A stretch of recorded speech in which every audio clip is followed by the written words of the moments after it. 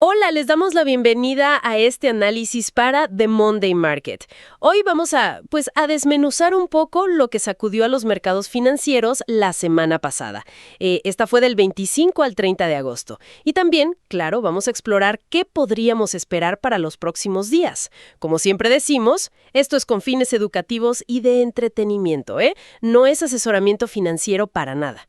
La idea es dividir la charla en dos partes. Primero, un repaso, digamos, detallado de la semana anterior. Los índices, datos clave, el caso de Nvidia que dio mucho de qué hablar. Y luego, pues, vemos las perspectivas para la semana que ya comienza.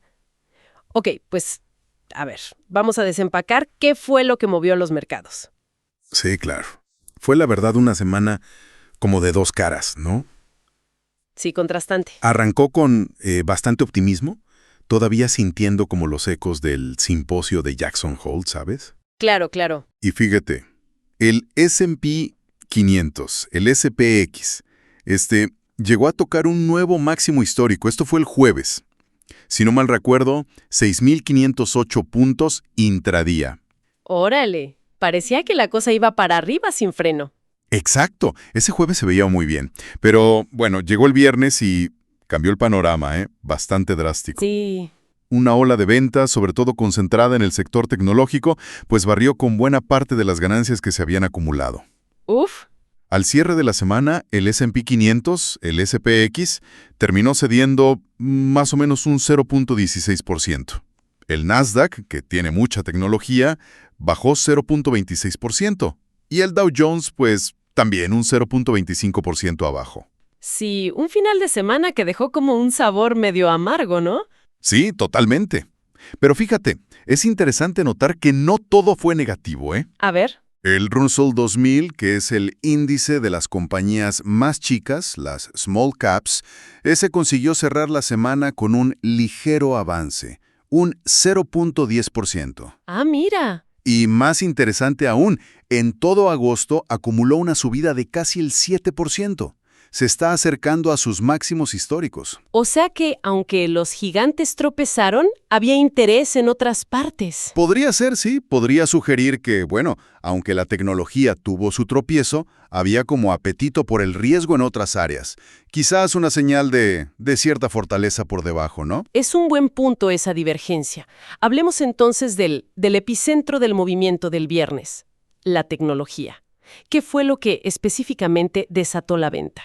Pues mira, el detonante principal, o lo que parece ser, fue una creciente inquietud, ¿sabes?, sobre si el gasto en inteligencia artificial, la IA, podría estar desacelerándose. Ajá, después de tanta euforia. Exacto. Después de meses de que todo era IA, empezaron a surgir dudas de si ese ritmo de inversión tan brutal se podría mantener. Y esto le pegó pues particularmente a los sectores de tecnologías de la información, consumo discrecional, servicios de comunicación, que son los que han estado tirando del carro, ¿no? Claro, y en medio de todo eso, un nombre que ya, pues nos suena mucho, Nvidia, NVDA, presentó resultados el miércoles, ¿cierto? Correcto. Nvidia reportó cifras que, bueno, a primera vista parecían espectaculares, la verdad. Sí, los números eran grandes. Ingresos en su segundo trimestre fiscal de $54,000 millones. O sea, un aumento impresionante del 56% contra el año pasado.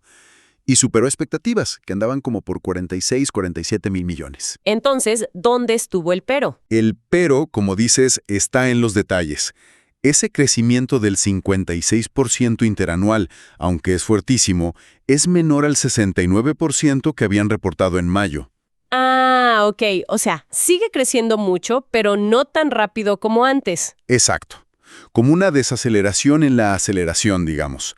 Y otro punto clave fue el crecimiento secuencial, o sea, comparado con el trimestre anterior, de su división de centros de datos. Esa es la división clave para la IA. ¿Y ahí cómo fue? Creció un 17%. Es una cifra sólida, sin duda, pero, bueno, algunos analistas esperaban algo más, quizás cercano al 20%. Entiendo. Además, confirmaron que no tuvieron ventas del chip H20 a China en ese trimestre, esto por las restricciones de exportación de Estados Unidos. Claro, eso ya se sabía que podía pasar. Sí, y bueno, para intentar calmar un poco las aguas, anunciaron un programa enorme de recompra de acciones, $60,000 millones. Que es muchísimo dinero. Pero la reacción inicial fue contenida, ¿no? Y luego empeoró. Exactamente. Digamos, el golpe de gracia llegó el jueves. Salieron los resultados de otras dos empresas importantes en esto de la IA, Dell, o sea, DLL, y Marvell Technology, MRVL. ¿Y qué dijeron? Dell se desplomó más de un 10%. Admitieron debilidad en los márgenes de sus servidores y, ojo, una caída importante en los pedidos pendientes de servidores de IA. Pasaron de 12.1 mil millones a 5.6 mil millones. Aunque, bueno, también subieron su guía anual, hay que decirlo. Uf, esa caída en pedidos suena fuerte. Sí, y Marvell, por su parte, cayó un 17%. Aunque sus ingresos en centros de datos subieron un 69%, que es muchísimo, no alcanzaron las previsiones del consenso justo en ese segmento. Entonces, esos dos reportes como que confirmaron los miedos. Sobre esa posible desaceleración del gasto en IA. Y para rematar, el viernes, desde China, Alibaba anuncia que está desarrollando su propio chip para competir con Nvidia allá. Sí, eso añadió más presión, sin duda. Nvidia terminó cayendo un 3.32% el viernes. Entonces, juntas todas las piezas, la propia desaceleración de Nvidia, los reportes de Dell y Marvell, la nueva competencia china, pues se generó ese efecto contagio y se reavivó fuerte el debate sobre las valuaciones, ¿no? Si son sostenibles. Es que, la verdad, las cifras de Nvidia son mareantes. Estamos hablando de una capitalización de mercado que roza los 4.5 billones de dólares. Billones con B, trillions en inglés. Exacto. O sea, para ponerlo en perspectiva, es más que toda la bolsa de Londres, más que el DAX alemán completo. Es una locura. Es como 6 veces Walmart o 15 veces Coca-Cola. Que Nvidia se mueva un 1% en un día equivale a toda la capitalización de Ford. Es frutal la escala. La pregunta es casi obligada. ¿Estamos viendo una burbuja de valoración en AI con Nvidia a la cabeza? Es la pregunta del millón. De los 4.5 billones, ahora sí que, el mercado en muchos sentidos parece haberse convertido en el mercado de Nvidia, por su influencia descomunal. Sí, arrastra mucho. Y esto conecta con una reflexión interesante de Michael Harnett, de Bank of America. Él sugiere, y es una idea provocadora, claro, que el gobierno, quizás indirectamente, podría estar fomentando una burbuja de activos, como una forma de ayudar a manejar la deuda pública gigantesca que tiene Estados Unidos. Órale, inflar activos para que la deuda parezca menor en comparación. O para generar un efecto riqueza que impulse la economía, o simplemente para facilitar la financiación. Es una teoría, pero pone de manifiesto lo extraordinario de estas valuaciones y la dependencia del mercado en este tema de la IA. O sea, ¿la fortaleza del mercado es real o es una consecuencia de políticas que buscan inflar activos? Una perspectiva, pues, inquietante, la verdad. Cambiando un poco de tema, pero siguiendo con lo que mueve al mercado, la macroeconomía. Tuvimos una semana cargada de datos, ¿no? El viernes salió el PCE. Así es. El índice de precios de gastos de consumo personal, el PCE, la medida de inflación que más sigue la Fed. ¿Y qué tal? ¿Buenas noticias? Pues, no tanto para los que esperan recortes de tasas ya mismo. El PCE subyacente, que es el que quita alimentos y energía, y el que más mira la Fed, subió 0.3% en el mes. Eso estuvo en línea con lo esperado. Ok, hasta ahí bien. Pero la variación interanual, esa subió, pasó del 2.8% en junio al 2.9%. O sea, se aleja un poquito más del objetivo del 2% de la Fed. Exacto. Y el mercado pues lo interpretó como, bueno, la inflación sigue ahí, pegajosa, complica la decisión de la Fed sobre cuándo y cuánto bajar las tasas. Y a pesar de esa inflación, el gasto de los consumidores siguió fuerte, ¿no? Subió 0.5% en julio. Parece que la gente sigue gastando. Sí. Eso muestra resiliencia, pero, por otro lado, otros datos pintaron un cuadro menos optimista. La confianza del consumidor, la de la Universidad de Michigan, quedó por debajo de lo esperado, en 58.2. Y leí algo de que la gente espera más desempleo. Sí, fíjate, dentro de esa encuesta, más del 60% de los encuestados esperan que el desempleo aumente en los próximos 12 meses. Históricamente, ese nivel de pesimismo sobre el empleo ha sido como un indicador adelantado de recesiones. Pero por ahora no hay recesión, ¿o sí? Por ahora, otros datos no lo indican claramente. Es una de esas señales mixtas, ¿no? Tuvimos también la revisión del PIB del segundo trimestre. Ah, sí. ¿Ese cómo quedó? Se revisó al alza, a un crecimiento anualizado bastante sólido, del plus 3.3%. O sea, la economía en general aguantó bien en el Q2. Pero luego el viernes hubo un dato malo, el PMI de Chicago. Uf, sí. Ese dato, algunos analistas lo llamaron pésimo o fatal. Mide la actividad manufacturera en una zona industrial clave. Cayó a 41.5. Se esperaba 46. Y por debajo de 50 es contracción, ¿verdad? Exacto. Y 41.5 sugiere una contracción, pues, bastante profunda en esa región. De hecho, Goldman Sachs reaccionó rápido y bajó su previsión de PIB para el tercer trimestre al 1.6%. Son señales muy encontradas las que manda la economía. Y para añadirle más ruido, el tema de los aranceles sigue ahí. Caterpillar se quejó de que les afecta. Sí, y hubo un fallo de un tribunal diciendo que la administración anterior no tenía autoridad para poner ciertos aranceles, pero curiosamente los dejó vigentes por ahora. Qué raro.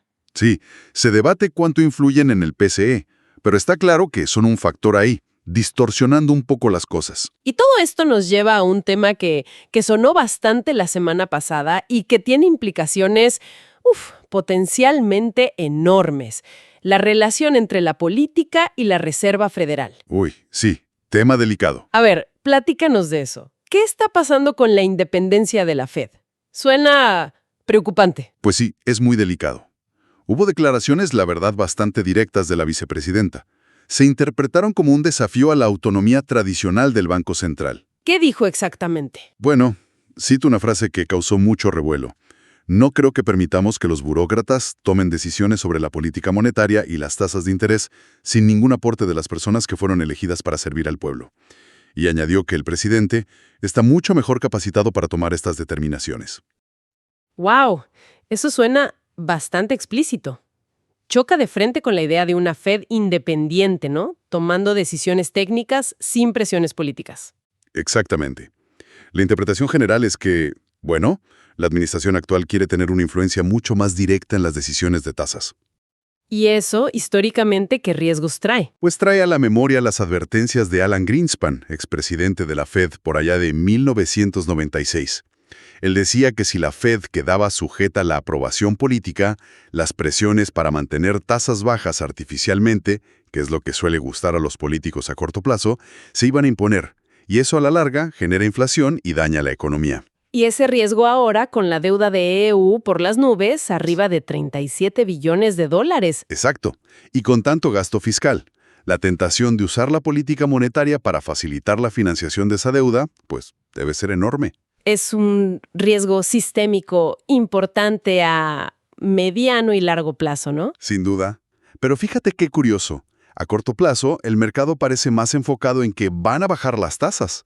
A pesar de todo esto, Sí, a pesar de las preocupaciones por la independencia y la inflación pegajosa, el mercado de futuros ahora mismo descuenta una probabilidad del 86% de que la Fed recorte 25 puntos base, un cuartito de punto, en su reunión del 17 de septiembre.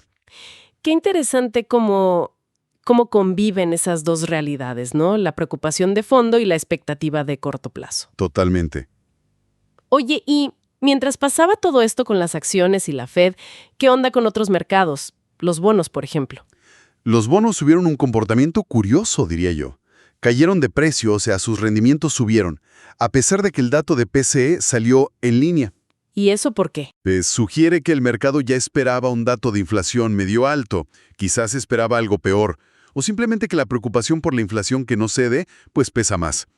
El rendimiento del bono a 10 años cerró la semana bastante estable, sobre el 4.22%. Pero los bonos a 30 años sí se vieron más nerviosos, cayeron 0.65% de precio solo el viernes. ¿Y las cripto? Parecen seguir sufriendo. Sí, Bitcoin tuvo otra semana difícil. Cayó como un 4% y rompió un soporte técnico que algunos veían cerca de los $110,000. ¿Y ahora hacia dónde podría ir? Pues técnicamente las miradas ahora están en la media móvil de 200 días, que anda cerca de los $101,000. Podría ser el siguiente soporte. ¿Y Ethereum? Ethereum peor, cayó casi un 6% en la semana. Sigue viéndose esa correlación alta con el Nasdaq, con los activos de riesgo. Aunque hay gente muy optimista, ¿no? Como Tom Lee que habla de $10,000 o $15,000 para Ethereum. Sí, esos objetivos siguen ahí, pero la realidad de corto plazo es otra. Un dato interesante es que la diferencia en activos bajo gestión entre los ETFs de Bitcoin y los de oro se está cerrando. Hablando de oro, este sí tuvo un buen viernes, ¿no? Subió casi 1%. Correcto. Parece que está intentando atacar una zona de resistencia importante, ahí entre 2.450 y $2.500 la onza. Ok. ¿Y el dólar? El dólar, medido por el DXY, mostró algo de debilidad. Cerró por debajo de 96. ¿Y el petróleo? Pues siguió bajando. Cayó casi 1% el viernes y en agosto acumuló una pérdida de casi el 8%. Mencionaste a China por lo de los chips. ¿Cómo le fue a su mercado en general? Pues fíjate que China fue de hecho uno de los mercados más destacados en agosto. Mostró bastante fortaleza. ¿Y eso podría tener algún efecto secundario? Pues plantea la posibilidad interesante de que si China sigue recuperándose, podría darle un empujón al sector de lujo europeo, que depende mucho del consumidor chino, ¿sabes? Ah, claro. Europa, sin embargo, parece tener sus propios problemas. Sí, vimos tensiones políticas en Francia, noticias de un nuevo impuesto a la banca en Reino Unido. El Eurostock 50, el índice principal de allá, cayó 0.78% el viernes. Hay cierta cautela. Volviendo a Estados Unidos, ¿qué nos dicen los indicadores de sentimiento y los análisis técnicos? ¿Cómo está el ánimo? Pues aquí hay algo curioso, una paradoja. El índice Fear and Greed de CNN, el de miedo y codicia, subió. Pasó de 61 a 64, más hacia la codicia. ¿En serio? ¿A pesar de la venta del viernes? Sí, sugiere que muchos inversores vieron las caídas como oportunidad para comprar. El famoso buy the dip. ¿Y la volatilidad? ¿El VIX? ¿El índice del miedo? El BBX subió el viernes un 6.67%, hasta 15.36. Pero ojo, hay que ponerlo en contexto. Sigue bajo 16. Eso todavía es un nivel relativamente bajo históricamente. O sea, no es pánico. No, no parece pánico. Más bien una normalización desde niveles muy, muy bajos, muy complacientes. Y un punto importante, la amplitud del mercado. ¿Cuántas acciones están subiendo realmente? ¿Mejoró eso? Ese es un punto clave. Y sí, las noticias fueron positivas la semana pasada. La amplitud mejoró. Por ejemplo, el porcentaje de acciones del S&P 500 que cotizan arriba de su media de 200 días subió a 67.13%. Eso es bueno. También vimos mejoras en la amplitud del Russell 2000 y quizás lo más relevante, el comportamiento del S&P 500 de igual ponderación, el SPX. ¿El que le da el mismo peso a todas? Exacto. A diferencia del SPX normal, donde Nvidia y las gigantes pesan muchísimo, este SPX EW se vio más fuerte que el SPX normal, incluso superó sus máximos de diciembre. ¿Y eso qué indica? Se interpreta como una señal positiva, que el rally no depende solo de unas pocas superestrellas tecnológicas, sino que tiene una base más amplia, que las otras 493 acciones, como dicen algunos, también están participando. Eso es alentador, da más confianza. Técnicamente, entonces, ¿dónde cerró el S&P 500 y qué niveles vigilamos? El SPX cerró la semana sobre los 6.456 puntos. La resistencia clave sigue siendo esa zona de 6.500, donde lo frenaron el viernes. Ok, ¿y por abajo? El soporte inmediato parece estar en la media móvil de 20 días, cerquita de 6.420. Si ese nivel no aguanta, los siguientes soportes importantes serían 6.400 y luego, ya más abajo, 6.300. Entonces, ¿la lectura técnica sigue siendo? Más bien alcista. A medio plazo, sí. La tendencia de fondo sigue siendo alcista para el SPX. A corto plazo, está más lateral alcista. Y el SPX IW, el de igual ponderación, se ve alcista tanto a medio como a corto plazo, confirmando esa mejora en la amplitud. Y solo como nota curiosa, recordando esa reflexión de Harnett sobre las valuaciones, mencionó un ejercicio numérico, ¿no? Sí, bueno, él hizo un cálculo basado puramente en promedios históricos de mercados alcistas pasados. Duración, intensidad, y proyectaba, como ejercicio, un SPX en 9.914 puntos para septiembre de 2027. ¡Wow! Obviamente no es una predicción, ¿eh? Nadie tiene bola de cristal. Pero sirve para ilustrar el potencial que históricamente han tenido los mercados para seguir subiendo a largo plazo, incluso desde niveles que hoy nos parecen muy elevados. Una perspectiva interesante. para no perder de vista. Bien, pues con todo esto ya repasado, miremos ahora hacia adelante. ¿Qué nos espera esta semana del 1 al 6 de septiembre? Esta semana es, yo diría, crucial, sin exagerar. Va a ser determinante para fijar las expectativas del mercado sobre lo que va a hacer la Fed en su reunión del 17 y 18 de septiembre. O sea, la última gran foto antes de la decisión. Exacto. Toda la atención va a estar puesta en los datos de empleo.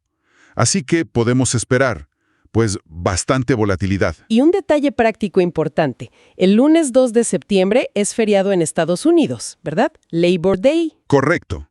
Mercados cerrados el lunes. La acción empieza el martes. Ok, ¿y qué tenemos el martes? El martes 3 conocemos el ISM manufacturero.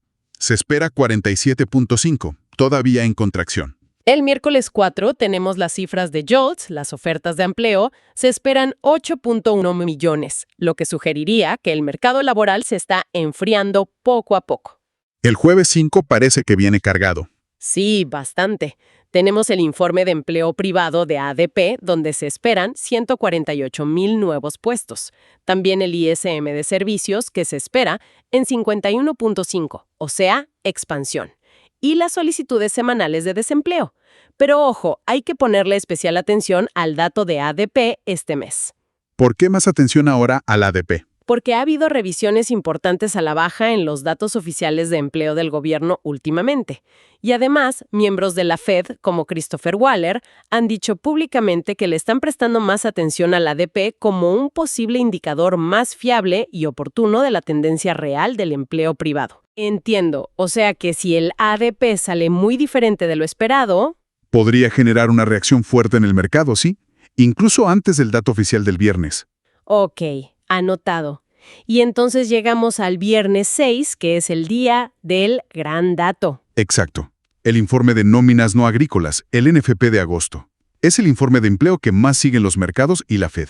¿Qué se espera ahí? La expectativa central es de una creación de empleo relativamente baja, Solo plus 75,000 puestos. 75,000. Eso es poco, ¿no? Sí, es una cifra bastante baja comparado con lo que veíamos antes. También conoceremos la tasa de desempleo, que se espera suba un poquito al 4.2%. Y las ganancias medias por hora, que es clave para la inflación salarial, se espera plus 0.3% mensual. Ese dato de plus 75,000 NFP parece la cifra clave entonces. Una desviación grande podría cambiar todo el panorama para la Fed, ¿no? Sin duda, un número muy por encima, podría reavivar miedos de inflación y alejar los recortes. Un número muy por debajo podría aumentar las preocupaciones de desaceleración económica y presionar a la Fed a actuar, quizás más rápido o más fuerte. Además de los datos, también hablan varios miembros de la Fed durante la semana. Sí, una verdadera procesión. Habla Kashkari el martes, Daly el miércoles, Barkin el jueves y Goolsbee el viernes, justo después de que salga el dato de empleo. Hay riesgo ahí. El riesgo es que algunos se desvíe del mensaje más equilibrado que dio Powell en Jackson Hole. Si alguien suena muy hawkish, o sea, muy duro con la inflación, o muy dovish, muy preocupado por el crecimiento, pues podría generar ruido y volatilidad. Y aunque ya casi acaba la temporada de resultados, todavía quedan algunas empresas interesantes por reportar. Sí, algunas. El martes tenemos a NIO, el fabricante chino de autos eléctricos, y Zscaler de ciberseguridad. El miércoles destacan Dollar Tree, Macy's y Salesforce. Salesforce es importante. Sí, el jueves tenemos a Broadcom, otro de semiconductores, Lululemon, de ropa deportiva, y DocuSign. Y el viernes cierra ABM Industries. Va a ser interesante seguir a las tecnológicas como Salesforce, Broadcom, DocuSign y a las de consumo como Dollar Tree, Macy's y Lululemon. Para tener más pistas de cómo va el gasto, ¿no? Tanto empresarial como del consumidor. ¿Algún otro factor a considerar para esta semana? ¿Algo más en el radar? Pues, la estacionalidad. Históricamente, septiembre es el peor mes del año para la bolsa. Ah, sí. El famoso efecto septiembre. Exacto. Desde 1928, el S&P 500 ha promediado una caída del 1.2% en septiembre. Ahora, claro, la historia no siempre se repite. El año pasado, por ejemplo, septiembre fue positivo. Pero es un dato estadístico que está ahí, como un posible viento en contra. Ok. Técnicamente, entonces, la clave para el S&P 500 sigue siendo ese soporte 6,400, 6,420, la media de 20 días. Si aguanta, bien. Si se pierde... El siguiente nivel a vigilar sería 6,300. Y resumiendo, ¿cuáles serían los principales riesgos de la semana? Yo diría, una sorpresa muy grande en el NFP, para arriba o para abajo. Un mensaje confuso o contradictorio de la Fed. Algún shock inesperado, geopolítico o económico, quizás desde China. Y claro, una ruptura técnica clara por debajo de ese soporte de 6,300 en el S&P 500. Vale. Con todo este panorama tan complejo, ¿cuáles dirías que son como las preguntas clave que quedan flotando en el aire y que deberíamos tener en mente? Pues mira, yo destacaría 4 grandes preguntas. Primero, ¿hasta cuándo puede el mercado seguir ignorando los riesgos que están ahí, inflación alta, geopolítica, valuaciones exigentes, solo porque la narrativa de la IA sigue viva o resurge? Buena pregunta. Segundo, ¿cuándo y cómo vamos a empezar a ver efectos reales de esa posible menor independencia de la Fed? ¿Se notará ya en las decisiones de tasas o quizás en la credibilidad de la Fed? También muy relevante. Tercero, viendo que la amplitud del mercado mejoró un poco, ¿es momento de mirar más allá de los gigantes tecnológicos? ¿O volverá la concentración si aumenta la incertidumbre? ¿Diversificar o no diversificar? Exacto. Y finalmente la gran incógnita de esta semana. ¿El informe de empleo va a confirmar que un recorte de 25 puntos es lo adecuado? ¿O va a abrir la puerta a 50 puntos? O incluso, quién sabe, ¿llevará a la Fed a hacer una pausa inesperada? Preguntas fundamentales, sin duda. Van a marcar la pauta en las próximas semanas. Y bueno, para terminar, una reflexión final. La semana pasada vimos cómo un mercado que parecía, pues, medio anestesiado, reaccionó con nerviosismo a las primeras señales de posible desaceleración en su motor principal, la IA. La gran pregunta para esta semana es, ¿fue eso solo una toma de beneficios? ¿Una pausa para respirar? ¿O fue el inicio de una reevaluación más profunda sobre hacia dónde vamos realmente, con la Fed a punto de mover ficha y la economía mandando señales tan contradictorias? Esperamos que este análisis detallado para The Monday Market les haya resultado útil e interesante. Si les gustó esta exploración a fondo y quieren seguir recibiendo contenido así, pues les agradeceríamos muchísimo que se suscriban y le den un like. La verdad nos ayuda enormemente a seguir adelante. Gracias por acompañarnos y hasta la próxima.